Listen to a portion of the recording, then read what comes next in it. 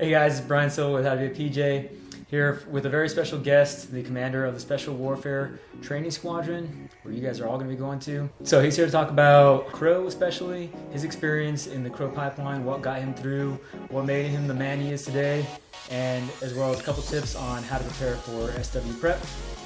Make sure you like, subscribe, and tune in. Here is Lieutenant Colonel Stephen Savell. He's the commander currently of the 350th Special Warfare Training Squadron, and he's going to tell us a couple things. First, if you don't mind, just introducing yourself and tell us, a little bit about where you've been, what you do here, that kind of thing. Hello. Stephen Savell, 350th Special Warfare Training Squadron Commander.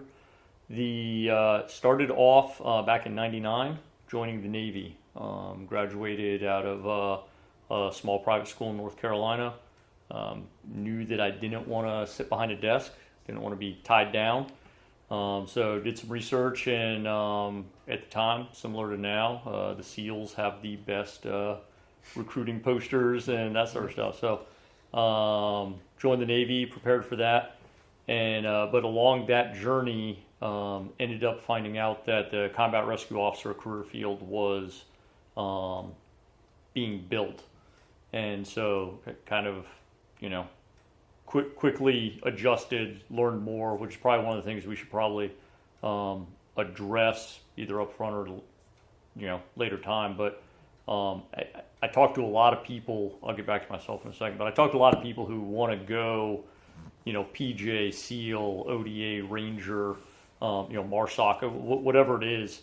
And my question always to them is, well, what do you want to do for a living?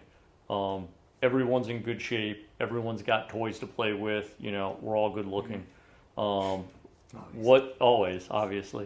What do you want to do for a living? Do you want to wake up and do medicine? Do you want to wake up? Are you technologically advanced? Which way you go, combat controller, attack P.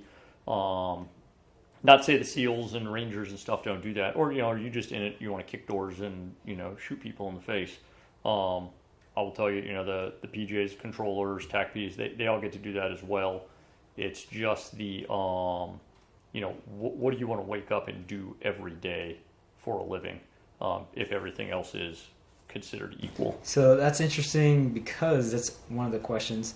A lot of guys are like, I want to do medicine, but I heard that CROs don't get to do a lot of stuff. So what made you like, I'm going to be a CRO because X, Y, and Z, because there wasn't a lot about the career field at that point. Right. When I came through in 02, end of 01, beginning of 02, is I started learning about, I think I started learning about CRO back in beginning of 01. So, it was very early on. It was billed as a PJ officer, is kind of how it was. The SEER specialists hadn't been linked under at this point yet. So, that was kind of, PJ officer, medicine. I had kind of a medical background, and, I'd been lifeguarding. I was already in EMT basic, for beach lifeguarding, and again, it was outside, it was playing, it was, doing all the things I like doing, whether it was the rock climbing or the skydiving or scuba diving. Except for the skydiving, I was already qualified in, the majority of the how do you get to work, how do you get home from work type pieces of the job, along with the EMT. So the medicine really spoke to me. The rescue recovery mission really spoke to me. So that was kind of how I, got linked in more with, being more interested in CRO than the other, some of the other specialties out there. So that's how we were at. So again, started, I was in the Navy at the time, started learning about CRO early to mid 2001. Obviously the war kicked off, went out to sea on the Kitty Hawk out of Japan, came back. It's kind of this whole, as you're doing an inter-service transfer and the paperwork and this kind of stuff, I ended up knowing the Air Force was going to pick me up, waiting for the Navy to release me, so I augmented an EOD team out of Yokosuka, Japan for about 8 months, which was interesting time, interesting work. Yeah. And then yeah, inter-service transfer finally came through. I literally landed in Albuquerque the end of May. Checked into Kirtland, all of that. My whole, khaki uniform into a blue uniform, Navy to Air Force thing was less than 24 hours. Yeah, Boom. it was. Yeah, well, once it happened, it was basically sign one sheet of paper and hey, go have a nice life in the Air Force. So when that all finished up, I showed up in it was end of May, and I think by the end of June I was at Indoc. So. Dang. So how much time did you actually have to prepare for that? Because so again, I found out in 2001. This now was in 2003. Okay. So I had time, but again, it was on my own preparing. Most of the time was on a ship. Phase 2, preparing for Phase 2. I got the call. I'd already been out to sea for 4 months when I got the call. Like, hey, welcome. You've been selected for Phase 2. Show up here in 6 weeks. Like, I hadn't been in a pool. I'd been running on a treadmill or stationary bike. They didn't have an indoor pool on your ship? Yeah, no indoor pools on the ship. No swimming off the side of the ship. So, but it was. I seriously debated trying to get a later Phase 2 date, and so I'd gone and the chaplain and I were pretty close.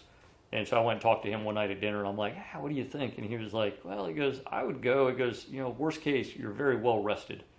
So it was, you just got to get that mindset, like, yeah, it's going to suck. I mean, it's, whether I was in better shape or not, it was still going to suck. So, so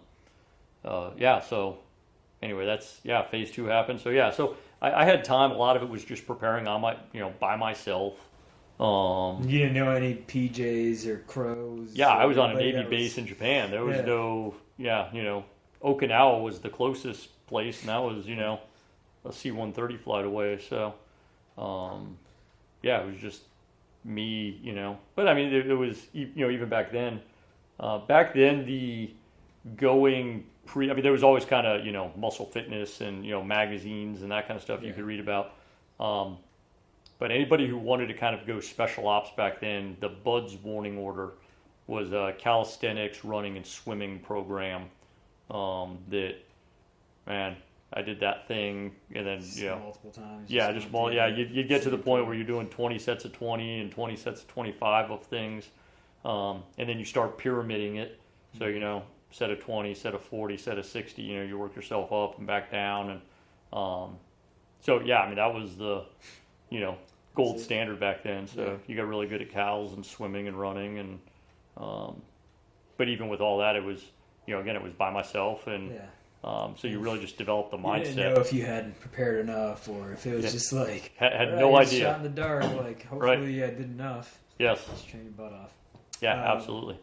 So obviously, you put a lot of preparation, you put a lot into like, all right, this is where I'm going to go. This is it. I'm going to the Air Force. What do you think was like the biggest factor in making you successful at Indoc in Phase 2? So it's you brought it up, and that the plaque you gave me, burn the boats. There was no other option, and you just have to get that in. You have to show up and perform every day, but on your bad days, and everyone's going to have bad days, it's the well, what's my option if I don't do this? I would tell myself, and I don't know if, okay, if I don't make this, the Air Force is going to send me to a missile silo. Like, I'm going to go sit in a missile silo, and that's going to completely crush my soul. So, there's, burn the boats. Yeah. There's no other option. Don't give yourself. I tell you guys all the time. Yeah. If you guys are going to go, a lot of people, they ask me about, like, hey, I want to do college, or I want to do PJ, and then I want to do this afterwards, or do you think this is a good stepping stone to something else? It's like, if you want to do PJ, CCT, CRO, STO, any of those things, and make that like, this is what I'm going to do. This is all of my energy is focused into this one thing, and then, after I make it, then I'll focus on the job, obviously, and then whatever else comes after that. Right. But first things first, be prepared for the job. Yeah, it's just like, Indoc and now ANS. It's exactly that, first things first. I don't have to worry about the fifth underwater if I'm on the first one. just worry about the first underwater. Take each event at a time and be done with it. And, worry about the second one when you're done with the first one. So if you want to be a PJ, become a PJ first and then worry about what your other options are. Next question is for guys that are looking to be a CRO, but they want to get some operational experience, because that's one of the main concerns. They still want to get their hands dirty a little bit because they don't want to do all this training and, jump school, dive school, back to back, training with the PJs, and then just wave to them on a mission. Right. So what does it look like for career progression, and how long they actually get to go fly on the helicopters and, be attached to the PJs before they kind of get to those upper echelon type of jobs? So my first commander as a CRO kind of laid it out perfectly. Like, you're not going to hire all these really highly motivated, highly intelligent, guys, put them in charge, and then tell them to sit behind a desk. Like, they're now in charge, so you're not going to sit behind a desk. A typical, and I'm going to say this in the historic sense, I do not see the operational part changing, but a typical CRO will roll through about 18 months of training, graduate, show up at his first unit. He will get assistant flight commander duties, and that will contain, on average, one deployment a year, downrange, in the back of helicopters, doing the training, running the missions, all of those types of things. His second assignment right now is usually to another RQS, but we're starting to also branch out to STSs, in which case, same thing. You're, out with the team downrange, you're now a flight commander, and, you're out with your team doing the missions, that kind of stuff. The third assignment is really where we start looking at probably more desk time, but not 100% desk time. So, as you're kind of getting out of that flight commander, you're maybe rolling into an ADO, maybe a deck commander, some of these other things that there is the opportunity for a staff type stuff. But you're still deploying. You're still when you're back in country, you probably have more of a office type job. But again, that's it. Somewhere after the 6 to 8 year mark is, kind of where you're looking at that sort of thing. To rewind back to the beginning, something I've always used with officers that have this question. One, you're an officer. You got into this job, you have two pairs of boots. You have your clean boots and your dirty boots. You put your duty boots on, you go out, you play with the guys, you have a good time, jumping out of airplanes, scuba diving, riding four-wheelers, whatever it is. And then when, everyone gets home, you come in the office, you put your clean boots on, you work the budget, you do the medals, you figure out people's EPRs and OPRs. And so that's kind of how it goes all the way, up. By the time you hit major, you're probably wearing your clean boots more than your dirty boots, but you're still deploying, you're still going out and jumping and diving and playing, just not as often. That's been the historical and today reality. There is a move to merge CROs and STOs and really kind of more focus on an Air Force Special Warfare officer, which would be focused on personnel recovery, strike, and global access. And so with those things, while the mission's broadened a little bit as far as what a CRO typically does or what a STO typically does, I don't see the career progression of being downrange with the guys changing at all. There's no way you can adequately advocate for your men if you haven't been there and done what they're doing. So, and I think another important thing about that is even as a PJ, I mean, there's still a career progression where, if you're a PJ and you've been in your master sergeant right, or senior master sergeant, I mean, you've been in, that's typically 12 to 15 years or so, you're going to end up being more in the back, on the back burner, letting the younger guys go out, the staff sergeants, Right. tech sergeants, and they're going to be doing their thing. So I mean, you've got to go do a staff tour, help the guys out, advocate, get money, get resources and funding. And then you usually come back to an operational unit, and then it's usually, to a staff, to an operations, to a staff, back and forth. So, that's going to be any senior leader in the Air Force. It doesn't matter what your job is, or whether you're an officer or enlisted.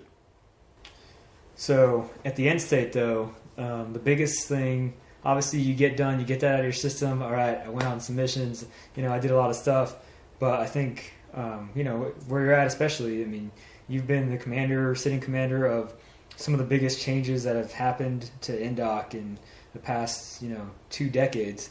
Right. So, being a part of that, and you're literally driving the machine and, making stuff happen. I think that is also like a greater responsibility and a greater, also a big thing. But it's taking all those years of, being downrange and seeing what works, what doesn't work, and, and now just translating it to the, to the training world, that sometimes gets left behind. But man, if we didn't bring back the real world knowledge of what's actually happening at the tactical level, and we'd still be doing things the way we do it in World War II. Yeah. And, that's not the war we're fighting today. So, and it shouldn't be the way we're training, nor should, Afghanistan, Iraq, Syria be the way we're training tomorrow. There's going to be something else. We're going to learn something. And so we need to adjust our, training mindset that way as well. All right. So next question is, if there's anything you can share about the changes to the ANS or just the pipeline in general, because I know, stuff is shortened, stuff is lengthened, things that I think are important for guys to train for, pass tests, increased ruck, increased finning, other stuff that is applicable for them to train for. If we're doing crab walk tests, or we're doing, right. bear crawl tests, whatever you think would help guys, and obviously reduce injury. Hopefully, the quality of the candidate is coming out. As we alluded to, we've changed a couple of the pass test standards. The one thing we didn't change that we would like to change, and for your audience to be aware of, there's still a 1.5 mile run. We would really like that to be a 3 mile run. Because what we're finding is it doesn't take a whole lot for a young, healthy 20-something to train for a 1.5 miles. They don't have to go out and really put the miles in. They put some sprints in and some track work and stuff, and they can usually get their times. So when they show up, they're working with the developer post-accession at the recruiting, and the developer is very linked in with what we're doing. So we talk with them a lot. So they will have a lot of the latest information on physical type stuff. But then they ship to BMT, and this is not derogatory in any way at all, but even a fit 20-something-year-old today is much more sedentary than someone like me growing up.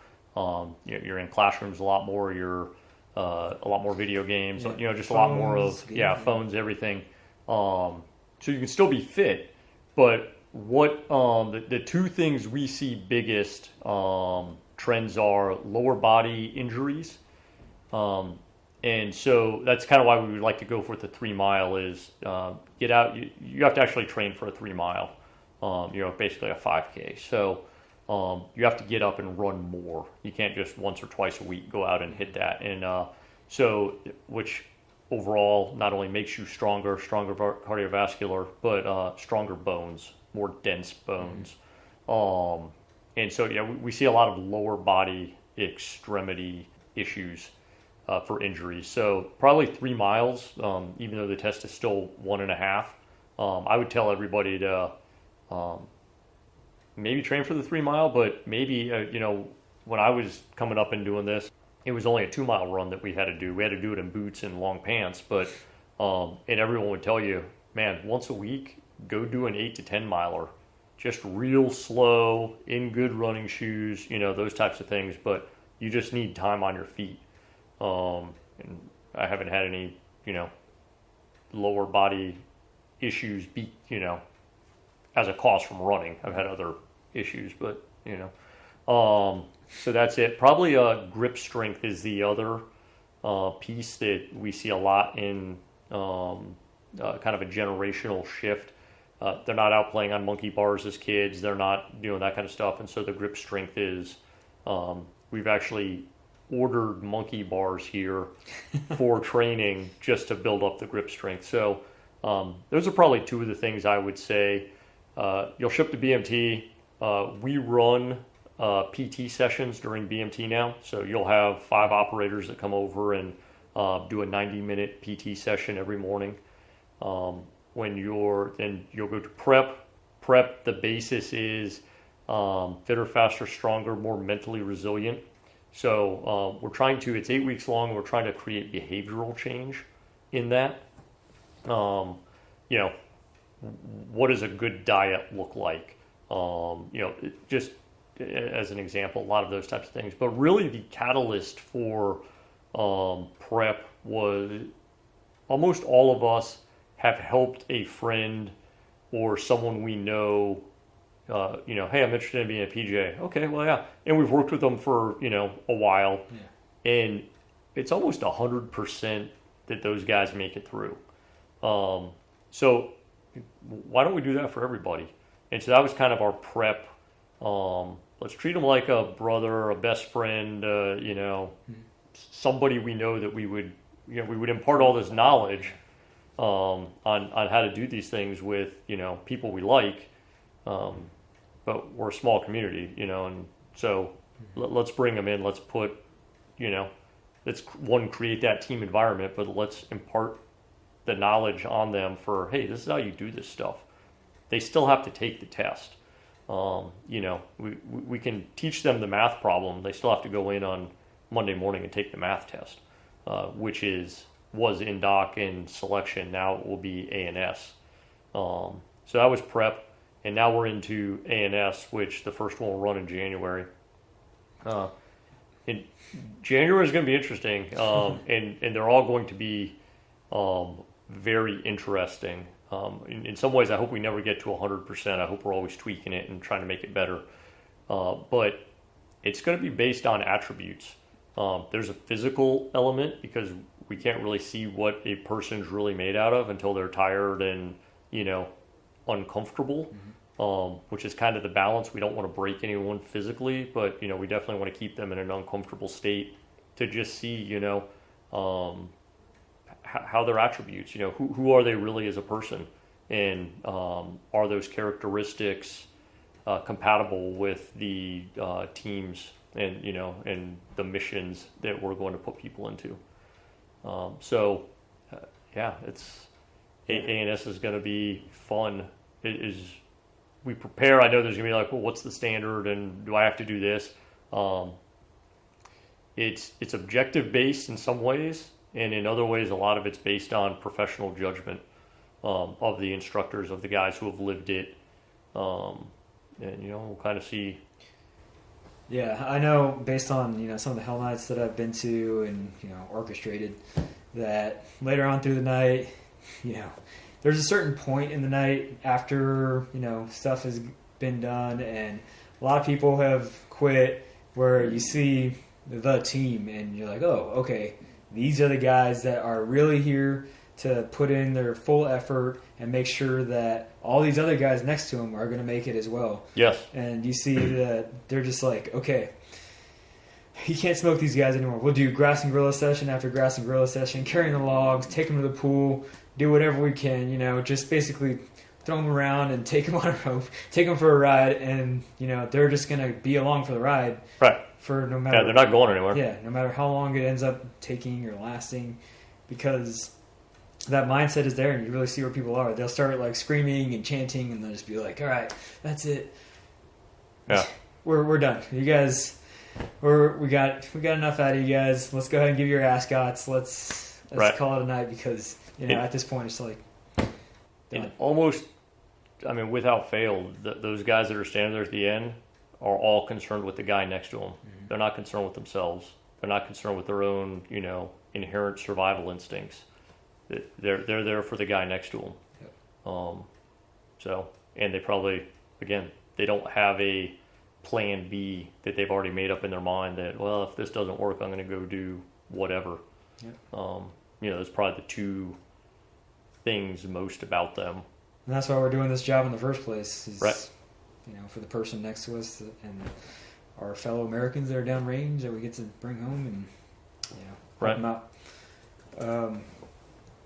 So as far as standards and preparation, so like I said, reducing injury by running a lot more. We don't want anybody that's straight off the couch because that creates shin splints, creates a lot of bone issues that we just don't need, and that wastes a lot of people's time, including the students. I would run more if they have a rucksack or even just a backpack.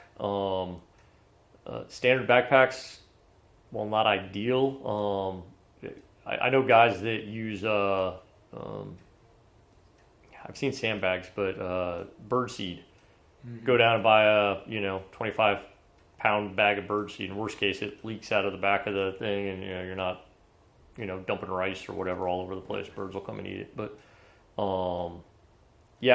start getting some weight on the frame to strengthen bones. Because the bones, particularly in the legs, are the big injuries we see here.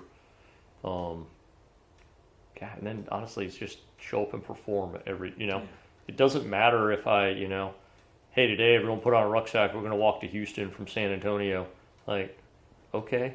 You just show up and perform. Yeah, exactly. This should all be at that mindset. Like, this is it. And whatever they tell me to do.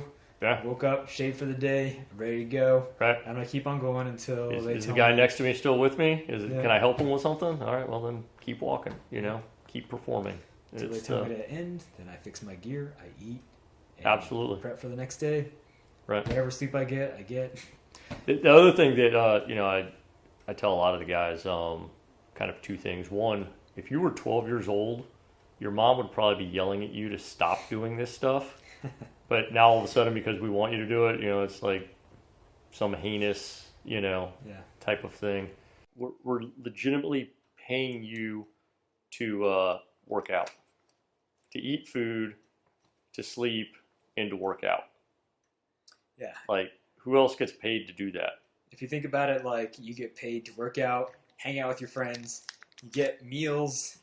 Yeah. Like, you literally don't have any other responsibilities besides, what did this guy tell me to do? Okay, I'm going to do that. I'm going to go do it. And we have performance dietitians, we have physical therapists and athletic trainers. We've got elite coaches and, staff. And, we've got, human performance, strength coaches designing workouts for you. And then a performance dietitian that's, hey, eat this now, eat this then, you're getting enough protein, like the whole thing. I mean, it's a professional organization, and we're paying you to do it. You're not paying us, we're paying you. You said guys have been gaining 14 pounds. 14 pounds on average at prep. So muscle. Yeah. Yeah. So that's a 8-week program, and they're coming out with 14 pounds of lean muscle. Eating, working out right, and sleeping. Yeah. There's no reason why you can't be happy while you're, especially at SW prep. ANS, I'm sure, is going to have its moments where you're like, this is not fun, but it has moments. But I mean, we've done it. Everyone's going to have a bad day. Everyone's going to have multiple bad days. But the next day, when you're still there, or you're back with, your friends, or you're back in the dorms that night, and you can laugh about it, like, man, it's fun. You're still going to tell those stories 20 years later. Yeah. And I still remember after my ETD, like, obviously I had failed buddy breathing and probably a bunch of other stuff that night, but I was still there, and I remember, like, I could barely walk, and like to the chow hall, I was just like all sore and stiff because I'd just woken up, and I was like, oh my gosh, I don't want to do anything. But like, I walked to the chow hall, and I was just like, all right, you guys want to go eat? Yeah. And we could have done it all over again, like 2-3 days later. Mm-hmm. And I bet the second time you'd have been like, it's not as bad as the first time. Yeah. Even if it was worse, you would have already been like, man. But if you had quit on it the first time, you would never know. Yeah. So So anything else that, besides putting on weight, doing the running, guys should be training for grad standards? I keep on telling them, like the Indoc grad standards, they should be training for those right now. As far as anything else, WaterCon, still training for the 2x25 at 3 minutes for pass tests and... Yeah, I mean, the standards haven't changed that much. It's, again, there's things we're looking at, like, trying to get to a 3 mile versus a 1.5 miles. But WaterCon, I mean, obviously always take a buddy with you, but man, if you know the grad standard, if you do the grad standard on day one, how much easier is, I don't know if you've interviewed him or not yet, but I mean, Jason Brolin's a freak of nature anyway, but I mean, he showed up doing 50-meter underwaters on day one. Now, we were in the Skylark, so he would do his underwater down, flip turn, and come back underwater on day one of Indoc. They couldn't do anything to him through Indoc. I mean, he had challenging days and he was tired and, those types of things. But, I mean, what are you going to do to a guy like that? Mm-hmm. If everyone else is barely surviving a 25-meter on a 3:30 interval, and he's already doing 50 meters. He's just standing there. Especially like from an instructor standpoint, if I saw a guy that was like that prepared, but he wasn't cocky about it, and he was still helping his team, like I saw him on the sidelines, and he was trying to help out as much as he could. And a lot of guys are going to look up to you naturally, especially if you have that ability. They're going to be like, wow, this guy is amazing. Right. So if you use that in a positive way, help out the team. So with all that gave Jason time to focus on the team. Mm-hmm. He wasn't standing at the wall gasping for air. He was prepared and he could look over and help other people out. Most of the officers, CROs and STOs, have already been through a phase 2 selection. So they show up, they're usually a few years older. So, they've got a little bit more maturity physically and mentally with them. But they've also trained for a few years longer. So while they're doing push-ups on the side of the pool deck, usually if they've properly prepared, they're not dropping their head. They're looking around, seeing, their teammates who needs help. Do I need to slow the cadence down if someone's falling behind? Do I need to, those types of things. But they showed up prepared, ready to go, meeting the grad standards. So if the whole class showed up like that, man, we'd just be running through events, working out. Yep, so, exactly. Yeah, looking forward to lunch. Be like literally, like we used to have days like that where we'd just be, all right, guys, you guys passed ETD. We just want to train you guys, and we want to make sure you can pass these standards. And as long as everyone's on the same page, everything gets done. I'm like, all right, guys, go home. Yes. Do what you got to do. Besides that, anything else? Tips, advice that you would give to potential candidates that wanted to go even to phase 2 or getting prepared? Well, the first one's discipline. It's such a counterintuitive type thing. A lot of people think discipline is, your mom spanking you. Is that discipline? That's accountability. Mm-hmm. The discipline was you not making the mistake in the first place. And so practicing discipline, being disciplined, actually buys you a lot of freedom. You don't break laws, so you don't go to jail. So, you're free. You're disciplined with your money. You save it. You have a budget. You figure it out. You're disciplined. You have money to spend and go do what you want to do. Mm-hmm. If you just blow it on random useless stuff all the time, then, you're always broke and you're always sitting at the house. So it's the same with workout and, showing up, knowing what you want to do in life. Study, figure out what it is you want, know what the objectives are, know, where you're supposed to be at what times, and be disciplined and get there. So I think that's something that people kind of lose.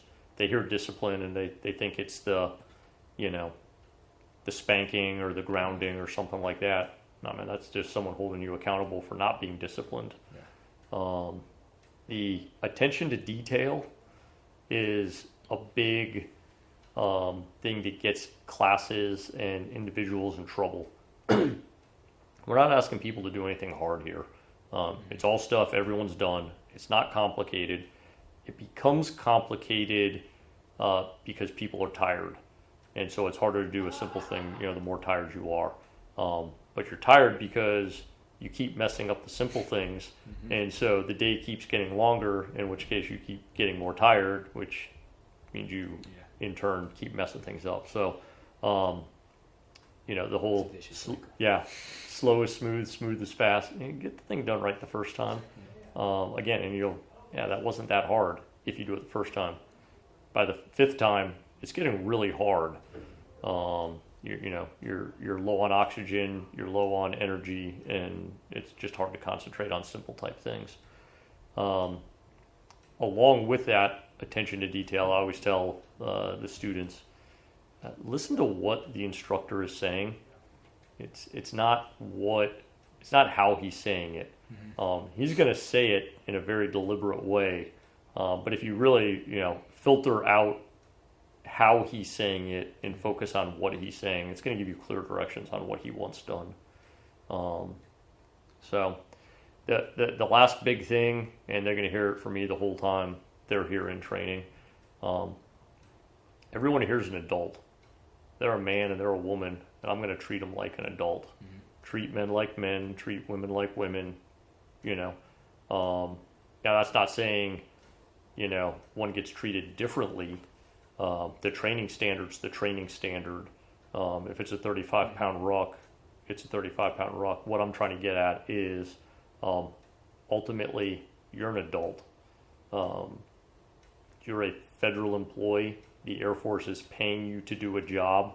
And we're going to hold you to that standard of the job. It's, I see that a lot, and a lot of people here haven't quite early on grasped, I'm an adult.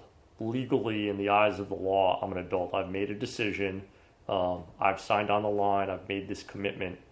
And not everybody has fully bought into the commitment they've made. So just understand when you show up here, one, be prepared.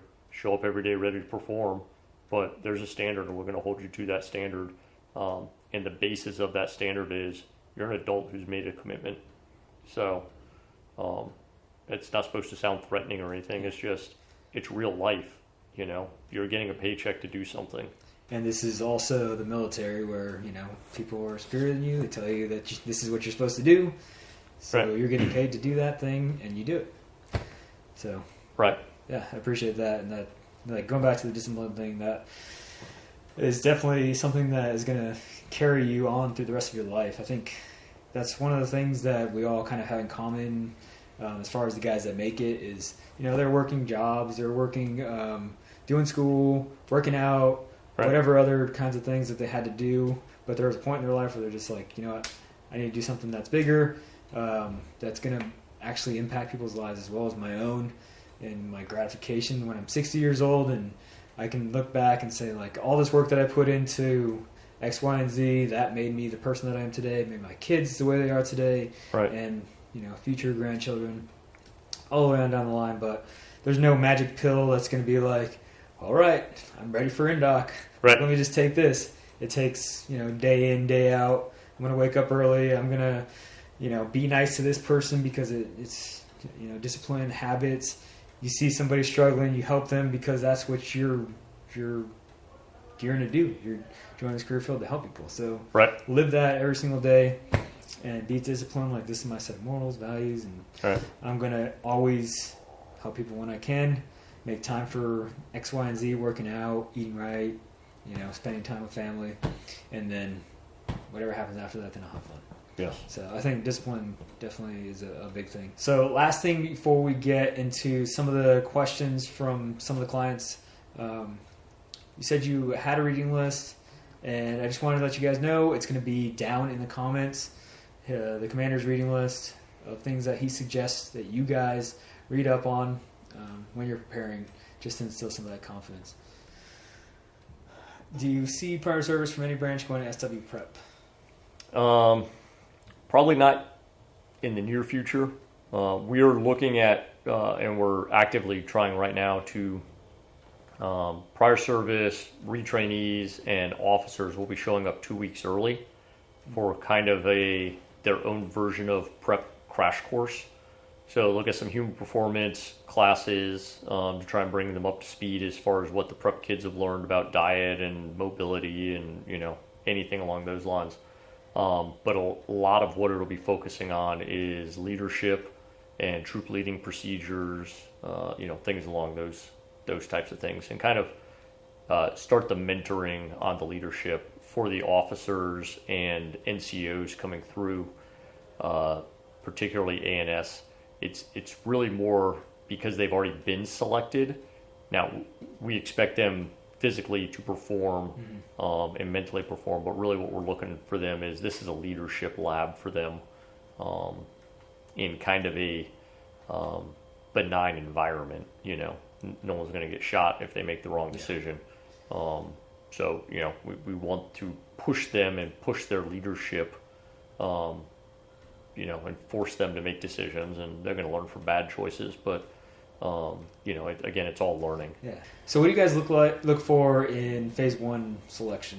If guys are putting in their packets, have you done any of that? I haven't done that. It's currently still in the phase 1 package. There's a couple letters of recommendation. There's some autobiographical type information, and then the physical test. We're obviously looking for strong scores on the physical test, but in the autobiographical piece, they're looking for someone with leadership background. Now, we understand a lot of these guys are young, have had limited opportunity to lead, but we're choosing leaders. It's that's great. You're in shape. We can make almost anybody in shape. We know how to get you to to do more push-ups. So while we're looking at strong numbers and that kind of stuff, we're looking for leaders, and leadership potential. So, with the limited options to lead as a young 20-year-old, in college, or, someone who's looking to go to college or that sort of stuff, what kind of leadership situations can you get yourself into, put yourself into, and, successfully, complete understanding. I mean, failure is part of life. I don't always lead well, but I learn from my mistakes and continue on with that. So. Yeah, as long as you're going out there and trying out different things, because that's the only way you're going to learn. A lot of times when I failed too, as in a leadership role, and you just learn and mold and keep on moving on with your life, and that's what makes us successful, is learning from our mistakes. Yeah, one of the things we look at also is a poor decision, particularly in this training environment, is so much better than no decision at all. Like make a decision quickly. Take whatever information is available, whether it's 30% or 80%, or if you got all 100%. But based on the information given to you, make a decision. Don't just stand there, deer in the headlights, type thing. That's gonna hurt the whole team. Yeah, and a lot of times it's not gonna always be like, hey, this is how I want you to do it. This is what I want you to wear. This is what I want you to like. This is how I want your hair swept to the side. It's gonna be like, all right, the task is to get these patients over there. Right.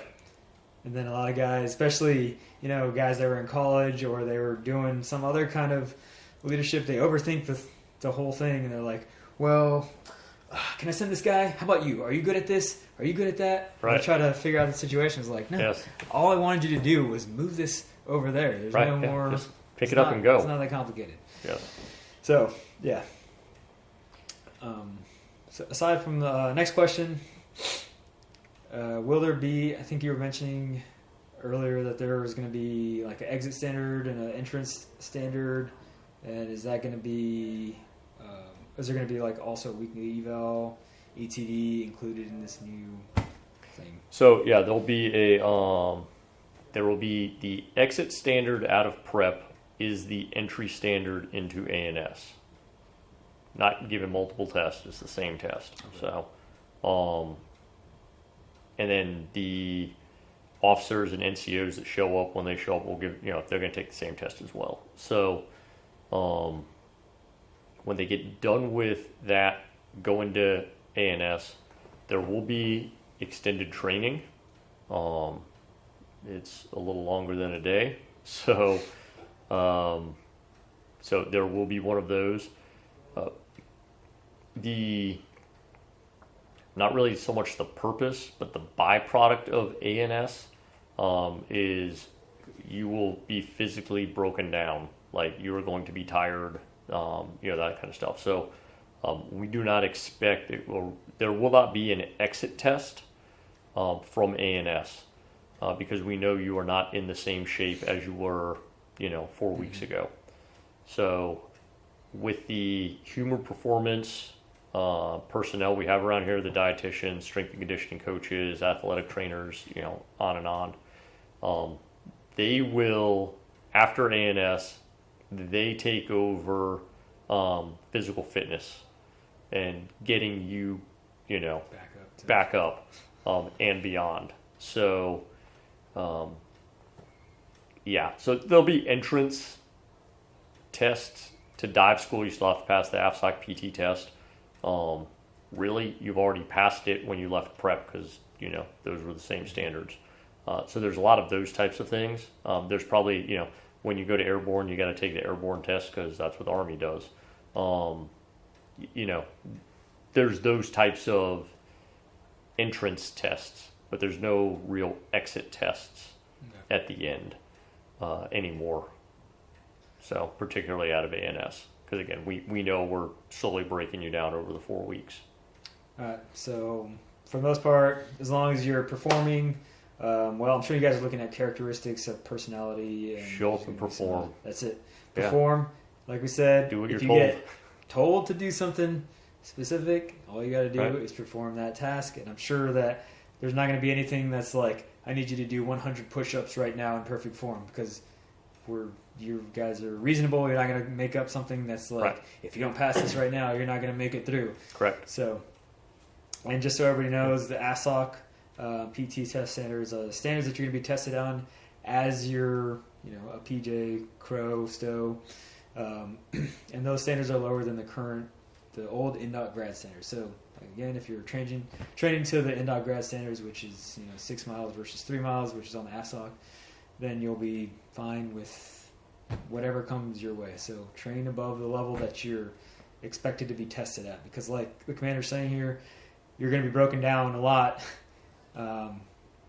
Obviously, they're going to do it within safe ranges and not hurt you or break any bones or anything like that if they can completely avoid it. But train to a higher standard, do what you're told, and get through. It's a selection. I mean, there's not going to be a laid out type of like, this is the day-to-day thing. Even if there was, because we did that on a couple ETDs, we were like, here's the ETD schedule.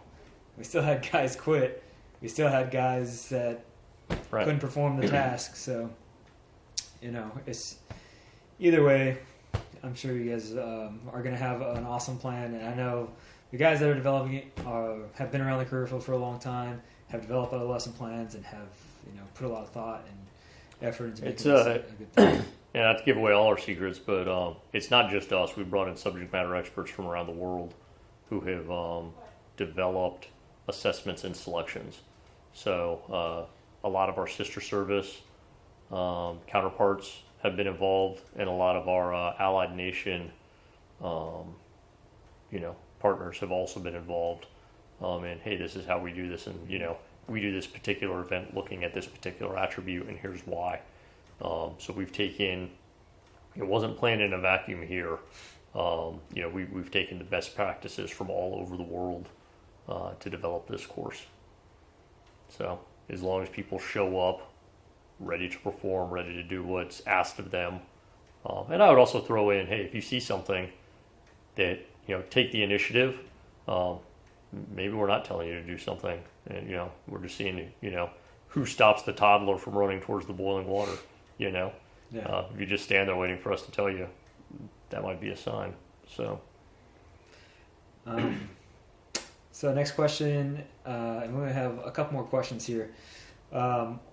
is guys are concerned about, especially guys that are like coming out of high school and they're signing contracts. Typically, we used to be able to do a 1T2X1. This is your job. I guess they're changing it. Recruiters are changing some of that.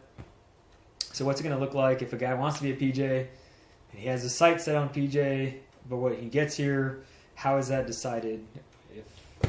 As I understand, there's still the vast majority. I think they're only reserving 100 positions a year to pull from BMT is kind of an open general type piece.